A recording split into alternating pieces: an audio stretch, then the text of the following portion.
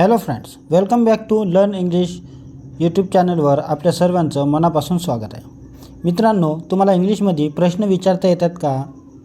जर प्रश्न विचारता येत नसेल तर आजचा व्हिडिओ तुम्ही शेवटपर्यंत बघा, कारण आज आपण शिकणार आहे इंट्रोगेटिव्ह वर्ड म्हणजेच what, Wien, how, how much, how many असे हे जे इंट्रोगेटिव्ह वर्ड्स आहे त्याचा उपयोग कशा प्रकारे आपण करायचा हे आज आपण शिकणार आहोत. चला तर मग चालू करूया आजच्या या व्हिडिओला.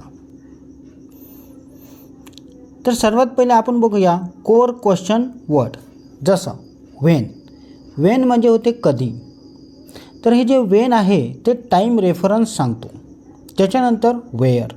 वेअर म्हणजे कुठे, जो आपल्याला लोकेशन सांगतो, म्हणजे आपण कुठे आहे बा.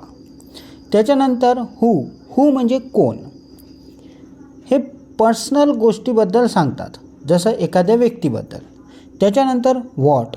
व्हॉट म्हणजे जनरल इन्फॉर्मेशन, जे आपण विचारत असतो, म्हणजे तू काय करत आहे, तू आज काय केला, अशा प्रकारे. त्याच्यानंतर बघा इसेन्शियल इंट्रोगेटिव्ह वर्ड्स, जसं हाऊ. हाऊ म्हणजे कसे. तर हे कसं असते बघा, मेथड किंवा मॅनर इन्क्वायरी करण्यासाठी आपण हाऊचा उपयोग करतो. जसं आपण म्हणत असतो ना, हाऊ आर यू, म्हणजे तू कसा आहे बा, तर त्याच्यासाठी हाऊचा उपयोग केला जातो. त्याच्यानंतर व्हाय. व्हाय म्हणजे होते का. तर हे जे व्हाय आहे ते रिझन सिकिंग आहे, म्हणजे आपण एखाद्याला कारण विचारण्यासाठी व्हायचा उपयोग करत असतो. त्याच्यानंतर आहे फॉर व्हॉट, म्हणजे कशासाठी, म्हणजे पर्पोज विचाराचा असतो, तेव्हा आपल्याला फॉर व्हॉटचा उपयोग करावा लागतो. नंतर बघूया आपण लोकेशन किंवा डायरेक्शन सांगण्यासाठी कोणत्या शब्दाचा उपयोग केला जातो. जसं फ्रॉम वेअर म्हणजे कुठून. तर जसं तुम्हाला हा भारताचा नकाशा दिसत असेल तर आपण विचारतो ना, तू कुठून आला, म्हणजे कोण्या गावातून, शहरातून, अशा प्रकारे. तर त्याच्यासाठी कोणता उपयोग करत असतो आपण, फ्रॉम वेअर. त्याच्यानंतर वेअर इज म्हणजे कुठे आहे. तर आपल्याला करंट लोकेशन सांगण्यासाठी, जसं मी मॉलमध्ये आहे, की मी यवतमाळला आहे, मुंबईला आहे, की दिल्लीला आहे, असं जेव्हा आपल्याला करंट लोकेशन सांगायचं असते तेव्हा वेअर इजचा उपयोग करायचा. त्याच्यानंतर हाऊ फॉर इज इट म्हणजे किती दूर आहे. तर आपल्याला डिस्टन्स जेव्हा सांगायचं असते तेव्हा आपण फॉर व्हॉट इज इटचा उपयोग करत असतो. नंतर आहे टाईम आणि ड्युरेशन. तर टाईम आणि ड्युरेशन सांगण्यासाठी कोणत्या WH वर्ड्सचा किंवा इंट्रोगेटिव्ह वर्ड्सचा उपयोग करत असतो. तर बघा, सर्वात पहिला आपण वापरतो टिल व्हेन म्हणजे कधीपर्यंत. तर आपल्याला डेडलाईन किंवा एंड पॉईंट जेव्हा सांगायचा असतो तेव्हा टिल व्हेनचा उपयोग करायचा असतो. नंतर आहे देन व्हेन म्हणजे मग कधी. जसं आपण फ्युचरचा एखादी टायमिंग सांगायचं असतो, जसं आपण म्हणतो ना, मग कधी आपण भेटणार आहे, तर तेव्हा देन व्हेनचा उपयोग करायचा. नंतर आहे हाऊ लॉंग म्हणजे किती वेळ. तर जसं ड्युरेशन आपल्याला सांगायचं असेल, जसं आपला क्लास चालू आहे तर किती वेळ क्लास आहे बा, किंवा आपल्याला पोचायचं आहे, जसं मुंबईवरून पुणेला पोचायचं आहे तर किती वेळ लागेल, आहे का नाही. तर काय असते, ड्युरेशन सांगायचं असते आपल्याला, तेव्हा हाऊ लॉंगचा उपयोग करायचा असतो. नंतर फॉर हाऊ मच टाईम म्हणजे किती वेळासाठी. तर टाईम पिरियड सांगायचा असतो. जसा आपला क्लास आहे, किती वेळासाठी क्लास आहे, तर आपल्याला काय सांगायचं आहे, टाईम सांगायचा आहे, तेव्हा काय सांगायचं असते, for how much time. Quantity आणि सिलेक्शन जेव्हा आपल्याला सांगायचं असते याच्याबद्दल, तेव्हा हाऊ मेनी, हाऊ मच आणि विच यांचा उपयोग करायचा असतो. जसं हाऊ मेनी म्हणजे कितीच होते, त्याच्यानंतर हाऊ मच म्हणजे पण किती होते, पण दोघांचा फरक आहे बघा. हाऊ मेनी जर तुम्ही उपयोगात आणत असाल तर आपण काउंटेबल आयटम म्हणजे आपल्याला एखादी गोष्ट मोजता येते, तेव्हा कशाचा उपयोग करायचा, हाऊ मेनी.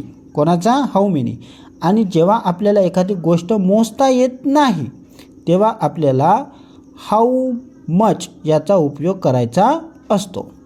नंतर आहे विच. विच म्हणजे कोणते. जसं आपण एखादी कपडे घ्यायला जातो तर आपण विचारतो ना कोणता घेऊ बा, हा घेऊ की हा घेऊ, तर आपल्याला काय करायचं आहे, त्याच्यापैकी एक निवडायचं आहे, म्हणजे सिलेक्शन चॉईस. तेव्हा आपल्याला विचचा उपयोग करायचा असतो. आणि असे तुम्ही जर लहान मुलं असेल किंवा तुम्ही लहानपणी एक गेम खेळला असेल, पिंकी पिंकी विच कलर, आहे का नाही, तर म्हणजे आपल्याला काय करायचं आहे, सिलेक्शन करायचं आहे, तेव्हा विचचा उपयोग करायचा. पीपल अँड पोझिशन याच्यासाठी कोणत्या शब्दाचा उपयोग करायचा बघा. फॉर हुम म्हणजे कोणासाठी. बेनिफिशियरली आस्किंग जेव्हा आपल्याला करायची असते तेव्हा आपण हुमचा उपयोग करायचा, म्हणजे कोणासाठी बा. जसं आपण एखादी काही घेत असतो वस्तू, तर आपण म्हणतो ना कोणासाठी घेत आहे, तर तेव्हा फॉर हुमचा उपयोग करायचा. नंतर टू हुम म्हणजे कोणाला.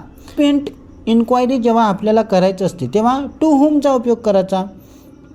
म्हणजे आपल्याला समजा एखाद्याला गिफ्ट द्यायचं आहे, तर आपण म्हणतो ना कोणाला द्यायचं आहे, तेव्हा टू हुमचा उपयोग करायचा. आणि नंतर आहे हुज. हुज म्हणजे कोणाचा, कोणाची, कोणाचे, म्हणजे पर्सनल आस्किंग करायची असेल तेव्हा हुजचा उपयोग करायचा.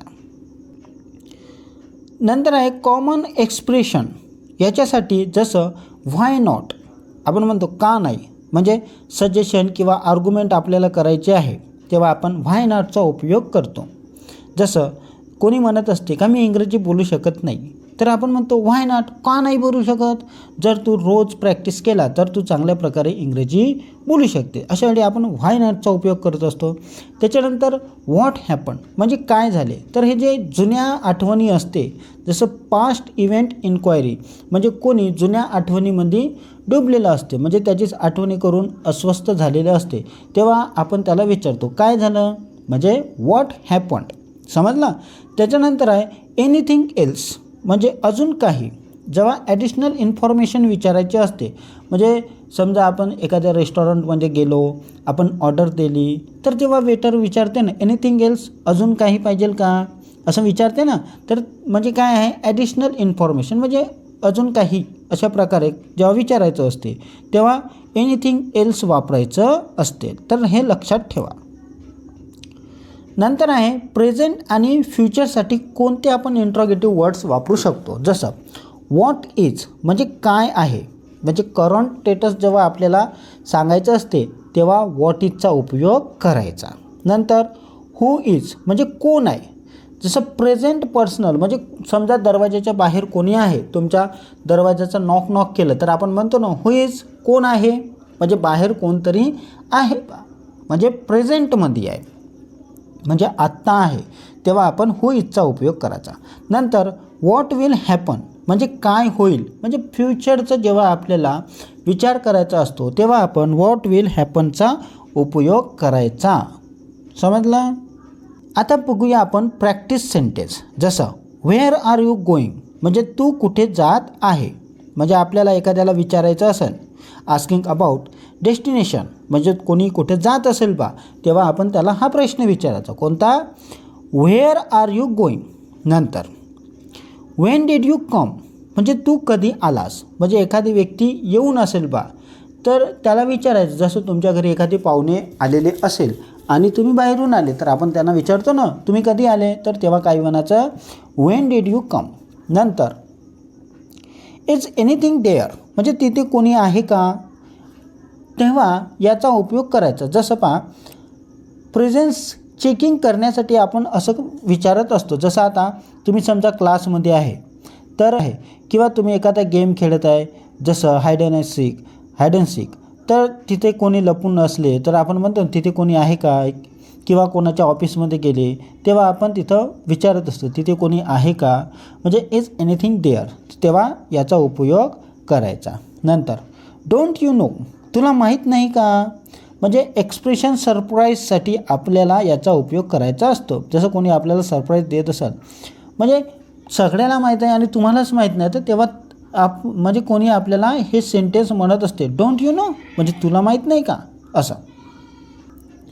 तर अशा प्रकारे आपण आज इंट्रोगेटिव्ह वर्ड आपण शिकलेले आहे. तर याचे तुम्ही चांगल्या प्रकारे काय करायचे आहे, प्रॅक्टिस करायची आहे.